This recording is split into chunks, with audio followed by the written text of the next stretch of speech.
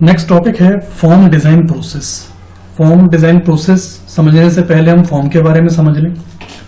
तो फॉर्म उस डॉक्यूमेंट को कहा जाता है जिसके थ्रू इंफॉर्मेशंस को गैदर किया जाए, इकट्ठा किया जाए या इंफॉर्मेशंस को शो किया जाए। यहाँ यूं समझ लीजिए कि आमतौर पे जैसे हम कॉलेज में एडमिशन लेते हैं, स्कूल में एडमिशन लेते हैं तो फॉर्म भरते हैं, या टेलीफोन कनेक्शन के लिए अप्लाई करते हैं या बिजली कनेक्शन के लिए अप्लाई करते हैं तो फॉर्म भरते हैं। यूजुअली जिसको हम फॉर्म कहते हैं, बेसिकली हम उस डॉक्यूमेंट में इंफॉर्मेशंस को फिल करते हैं। अब फॉर्म्स ऑफलाइन भी भरे जा सकते हैं, ऑनलाइन भी भरे जा सकते हैं। मतलब ये है कि फॉर्म्स ऑफलाइन भी अवेलेबल हो सकते हैं, ऑनलाइन भी अवेलेबल हो सकते हैं। मैटर ये नहीं है कि वो ऑफलाइन है कि ऑनलाइन, मैटर ये है कि फॉर्म वो डॉक्यूमेंट है या वो ऑनलाइन भी हो सकता है, ऑफलाइन भी हो सकता है, एक ऐसा डॉक्यूमेंट जिसका बेसिक पर्पस होता है, मूल उद्देश्य होता है इंफॉर्मेशंस को गैदर करना, इंफॉर्मेशंस को कलेक्ट करना, सूचनाओं को इकट्ठा करना। अब यूजुअली जैसे मैंने आपको एग्जांपल दिया कॉलेज के टाइम, एडमिशन के टाइम पे फॉर्म भरने का, या स्कूल या टेलीफोन कनेक्शन लेते समय फॉर्म भरने का, तो बात यह है कि जिस समय हम फॉर्म में सूचनाएं भर रहे होते हैं उस समय फॉर्म की भूमिका इनपुट डिजाइन, इनपुट फॉर्म की होती है। फिर से एक बार, जिस समय हम फॉर्म में सूचनाएं भर रहे होते हैं या जो फॉर्म हमसे सूचनाएं ले रहा होता है उस समय उसकी भूमिका, उसका रोल इनपुट फॉर्म का होता है। बजाय इसके जब कभी फॉर्म सूचनाएं लेने के स्थान पर सूचनाएं देने का काम करता है। एग्जाम्पल के लिए, जब आपको मार्कशीट रिसीव होती है तो यूजुअली मार्कशीट में आप कुछ लिखते नहीं है, मार्कशीट से आपको डेटा मिलता है, तो उस समय मार्कशीट भी एक तरह का फॉर्म है, क्योंकि मार्कशीट में भी सूचनाओं का एकत्रीकरण है, इंफॉर्मेशंस का कलेक्शन है। लेकिन उस समय वो मार्कशीट इंफॉर्मेशंस आपसे ले नहीं रही होती है, उस समय वो यूजुअली इंफॉर्मेशन आपको दे रही होती है, तो उस समय उसकी भूमिका, उसका रोल होगा आउटपुट फॉर्म का। ऐसे ही बिजली का बिल हमको रिसीव हुआ और या टेलीफोन का बिल हमको रिसीव हुआ। जब टेलीफोन का बिल या बिजली का बिल रिसीव हुआ तो यूजुअली हम उसमें डेटा एंट्री नहीं करते, हम उसमें कुछ लिखते नहीं है, हम उससे सूचनाएं प्राप्त करते हैं, तो उस समय उसकी भूमिका आउटपुट फॉर्म की हो जाती है। तो फाइनली अब हमें समझ में आ गया होगा, फॉर्म यानी कि इंफॉर्मेशन को कलेक्ट करने वाला या इंफॉर्मेशन देने वाला एक डॉक्यूमेंट, ये ऑनलाइन भी हो सकता है, ऑफलाइन भी हो सकता है। फॉर्म का रोल अलग अलग हो सकता है परिस्थितिवश। अगर वो डेटा ले रहा है तो उस समय उसकी भूमिका इनपुट फॉर्म की है, अगर वो डेटा दे रहा है तो उस समय उसकी भूमिका आउटपुट फॉर्म की है। अब यहाँ पर टॉपिक है फॉर्म डिजाइन प्रोसेस। तो नाम से समझ में आ जाता है कि फॉर्म को डिजाइन करने की प्रक्रिया। तो यहाँ पर पहले बात हो रही है इनपुट डिजाइन की, यानी कि इनपुट फॉर्म को डिजाइन करने की। इनपुट फॉर्म, जैसा मैंने पहले आपको बताया, एक ऐसा डॉक्यूमेंट, एक ऐसा फॉर्म जो बेसिकली यूजर से इंफॉर्मेशन ले रहा हो, यूजर से इंफॉर्मेशन इनपुट कर रहा हो। तो यहाँ पर इनपुट डिजाइन की बात हो रही है, तो साफ लिखा हुआ है, input design is the process of converting user originated input format to a computer based format. तो यहाँ बेसिकली बताया हुआ है कि यूजुअली जैसे मान लीजिए अगर यूजर ने ऑफलाइन फॉर्म भरा है, ऑफलाइन मतलब किसी पेज पर या किसी डॉक्यूमेंट पे मैनुअली फॉर्म भरा है, तो उस मैनुअली फॉर्म को जब हम कंप्यूटर में फीड करेंगे तो वहां पर फीड करने की प्रोसेस कहलाएगी इनपुट डिजाइन करने, इनपुट डिजाइन। और इनपुट डिजाइन के थ्रू ही मैनुअल डेटा कंप्यूटराइज्ड डेटा के फॉर्म में इनपुट हो जाता है। इस बिंदु के अलावा इनपुट डिजाइन का मतलब इस बात से भी है कि जब कभी हम इनपुट फॉर्म को डिजाइन करते हैं तो इनपुट फॉर्म डिजाइन करते समय किन बिंदुओं को ध्यान में रखना होगा वो तो खैर हम आगे समझेंगे ही। फिलहाल यूजर से डेटा लेने के लिए जब इनपुट फॉर्म को प्रिपेयर किया जाता है, इनपुट फॉर्म बनाया जाता है, तो उस प्रक्रिया को भी इनपुट डिजाइन के नाम से जाना जाता है। यहाँ पर यह एक बहुत बेसिक सी बात है कि इनपुट फॉर्म डिजाइन करते समय हमें उन ही सूचनाओं को मांगना चाहिए जो सूचनाएं हमारी रिक्वायरमेंट के हिसाब से हों। देखिए, इंफॉर्मेशन तो कई सारी हो सकती हैं, तो उनमें से मीनिंगफुल इंफॉर्मेशंस को आइडेंटिफाई करना और उन्हीं फॉर्म्स में रखना, ये भी इनपुट फॉर्म डिजाइन करते समय ध्यान में रखना चाहिए। अब बात करता हूं ऑब्जेक्टिव्स ऑफ इनपुट डिजाइन। तो यहाँ सिंपल सा मतलब ये है कि इनपुट फॉर्म डिजाइन करते समय हमारे उद्देश्य क्या होने चाहिए, यानी कि डिजाइन करते समय हमें किन किन बातों को दिमाग में भी रखना चाहिए। तो पहला बोला गया है input forms must B complete and accurate. तो बहुत सिंपल सी बात है कि इनपुट फॉर्म्स जितने भी आप बनाएं, जो भी आप बनाएं, वो कंप्लीट होना चाहिए, सटीक होना चाहिए। कंप्लीट इन द सेंस ऐसा हो, अब इनकम्प्लीट फॉर्म्स यूजर को क्या समझ में आएगा, तो यूजर कहीं से भी मिसलीड नहीं होना चाहिए, मिसगाइड नहीं होना चाहिए। तो जो फॉर्म की शुरुआत जिस तरह से हुई है उसे समाप्त भी किया जाना चाहिए, बात पूरी तरह से उसमें कंप्लीट होनी चाहिए। There should not be any inconsistency of data in input forms. Data लगातार कंसिस्टेंटली एक के बाद एक के क्रम से पूछा जाना चाहिए, उसमें इनकंसिस्टेंसी नहीं होनी चाहिए। Input form should be attractive to the user, user के लिए अट्रैक्टिव होना चाहिए, साथ में यूजर फ्रेंडली भी हो। कई बार आपने देखा होगा कि कुछ स्टूडेंट्स या कुछ लोग फॉर्म भरते समय परेशान होते हैं, कई लोगों से पूछते हैं कि हमें भरना क्या है, इसमें समझ में नहीं आ रहा है। तो इस तरह की बातें वो तब करते हैं जब उन्हें फॉर्म का नेचर ही समझ में नहीं आता, उन्हें पकड़ में नहीं आता कि आखिरकार फॉर्म में भरना क्या है। तो ये जरूरी है कि फॉर्म अट्रैक्टिव भी हो, साथ में यूजर फ्रेंडली हो, यूजर को समझने में आसान हो। यही बात यहाँ पे बोली है, input forms must be easy to fill out.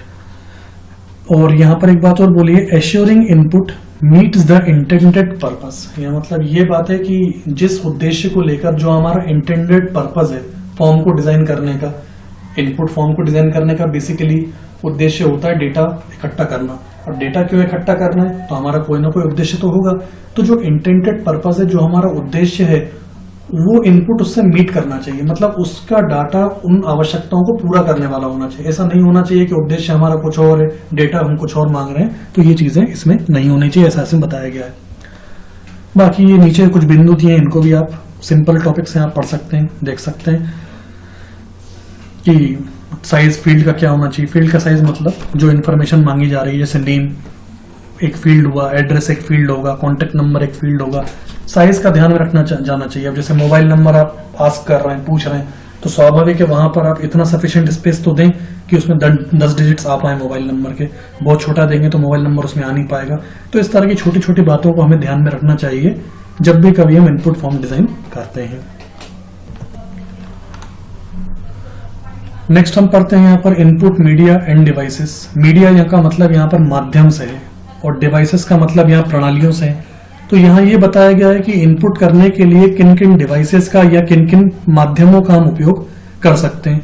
तो पंच कार्ड्स का यूज किया जा सकता है, हाँ, लेकिन पंच कार्ड्स पुराने समय में यूज किए जाते थे इनपुट करने में। अभी के समय में पंच कार्ड इतना ज्यादा यूज में नहीं है। हाँ, कीबोर्ड हुआ, ये तो एक ऑब्वियस डिवाइस है डेटा इनपुट करने के लिए।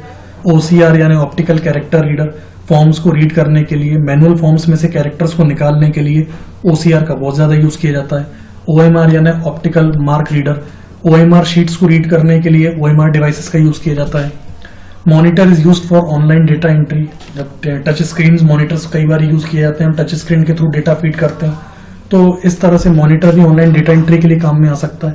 तो कई सारी डिवाइसेस हैं जो इनपुट फॉर्म में डेटा डालने के लिए माध्यम के रूप में यूज में ली जाती हैं। माध्यम के रूप में यूज में ली जाती हैं, इसलिए उन्हें इनपुट मीडिया कहा जा रहा है।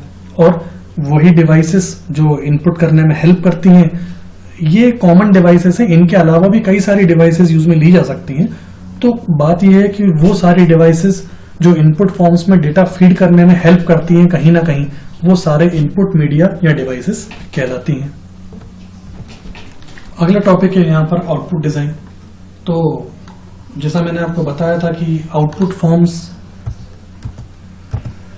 फॉर्म्स डिजाइन करने का बेसिकली पर्पस होता है इंफॉर्मेशंस का आउटफ्लो करना। यानी कि कई देखिए फॉर्म्स को यूज में लिया जाता है इंफॉर्मेशंस को गैदर करने के लिए, सूचनाओं को इकट्ठा करने के लिए।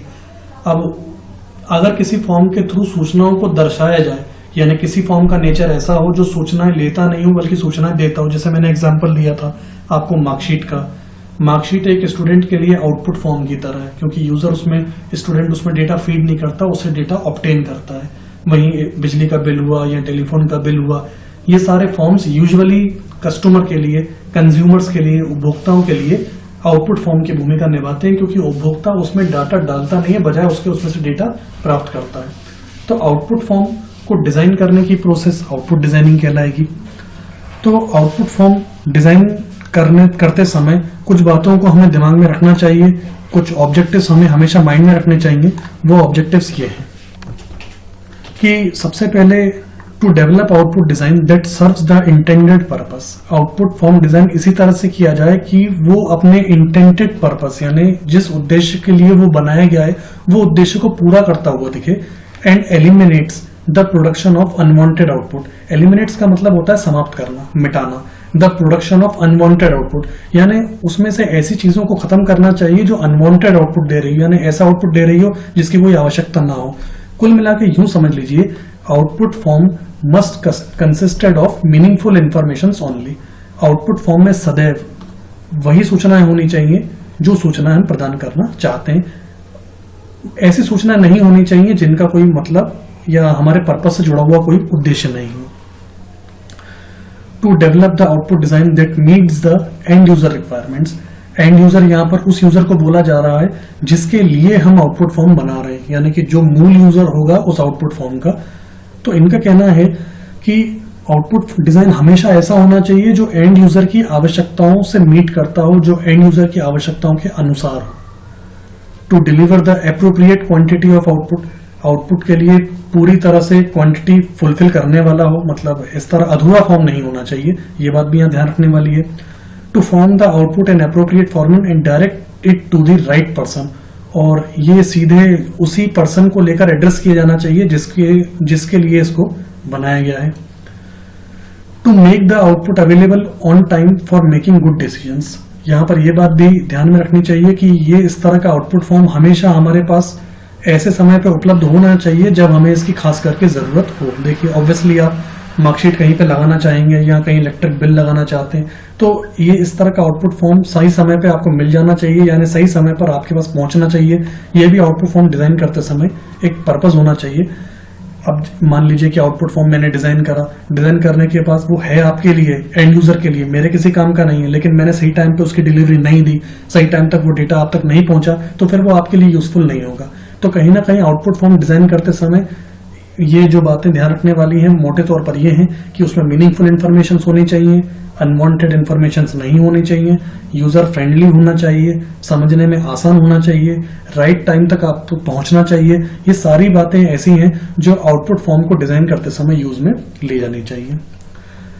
टॉपिक का कंक्लूजन में फिर आपको बता दूं, फॉर्म वो डॉक्यूमेंट है जो ऑनलाइन भी अवेलेबल हो सकता है, ऑफलाइन भी अवेलेबल हो सकता है। पर्पज है इंफॉर्मेशंस को गैदर करना। जब ये इंफॉर्मेशंस प्रोवाइड करते हैं, देते हैं, तब इनकी भूमिका आउटपुट फॉर्म की होती है। जब ये सूचना लेते हैं तब इनकी भूमिका इनपुट फॉर्म की होती है। ऑब्जेक्टिव्स जो कॉमन है इनपुट और आउटपुट फॉर्म्स में वो ये हैं कि उनमें मीनिंगफुल इंफॉर्मेशन ही होना चाहिए, अनवांटेड इंफॉर्मेशन बिल्कुल भी नहीं होनी चाहिए। तो ये सारी बातों को आपको ध्यान में रखते हुए फॉर्म्स को डिजाइन करना चाहिए।